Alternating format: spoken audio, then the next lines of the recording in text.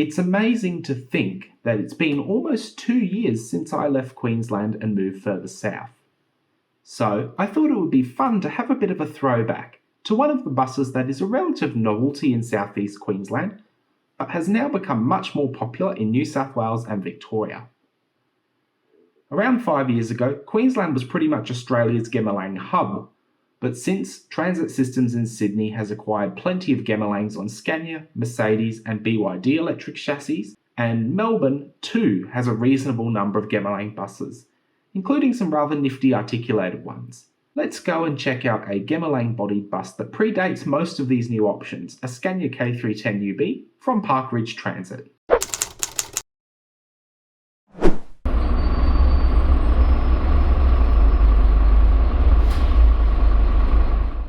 For those of you that are familiar with the Bus Queensland franchise, you'll know that Gemalang has been a part of their fleet for some time, both in the form we see here today, and with an earlier body style which, in Australia at least, was sold as a North Coast Gemalang. I checked out one of those in a previous Bus Week series and it was also pretty interesting.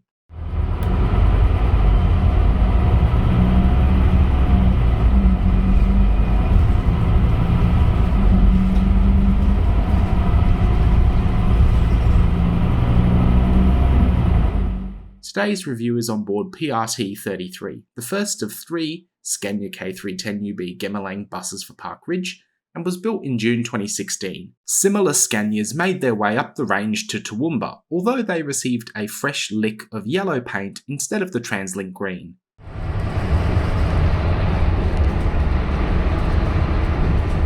On the inside though, they're pretty similar designs, with Vogel Seitz bucket seats and, hurrah! A decent amount of legroom. It's a nice change and I'm sure passengers who are any taller than me would really appreciate not having their knees constantly jammed up against the seat in front.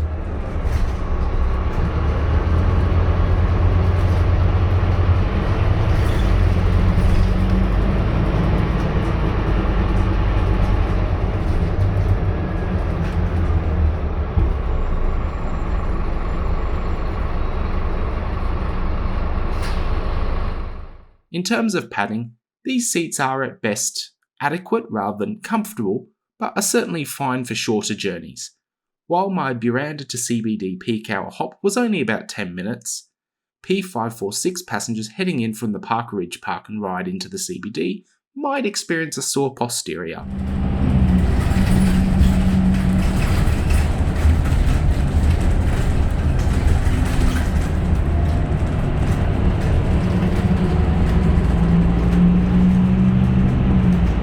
When it comes to specs, the K310UB is a decent performer and there's plenty of power and torque to go round, with 310 horsepower and up to 1550 Nm of torque, and Euro 5 emissions, which is fairly decent for the time, so let's have a listen now.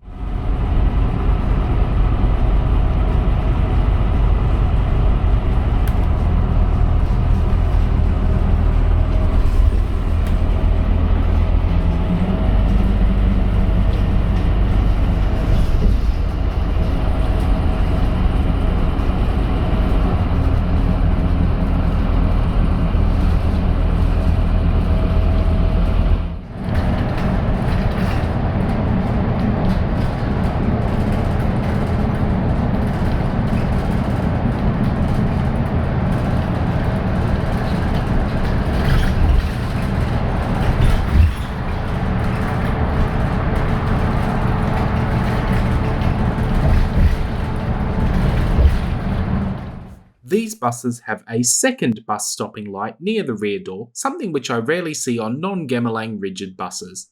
There's also a blue glow in the roof hatches, which is subtle but quite unique and helps lift the rather plain design of Gemalang vehicles.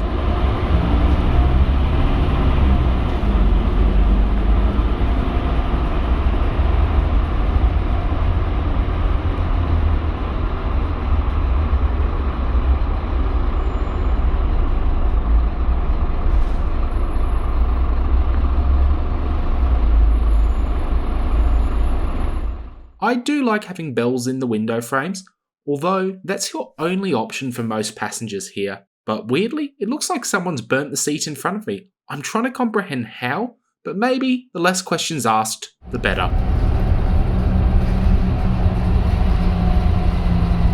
In the years following these Gemelang-bodied K310s, Park Ridge stuck with the same chassis, but tried out a few alternative body styles. From late 2018, they decided to buy a few with Volgren Optimus bodies, and then in 2019, they decided to buy some with Custom Coach's CB80 bodies, right as the body style was being phased out of production. And to top it off, in 2020, Park Ridge also picked up a pair of custom Endeavour bodied ones for good measure.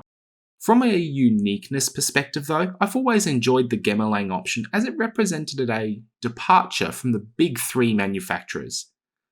That being said, it could now be argued that Gemelang, or Nexport, depending on who you ask, has now turned it into the big four. Just 4 years ago, I was marvelling about how transit systems in Sydney had taken a leap to go and buy Gemelang, and today, how the tables have turned.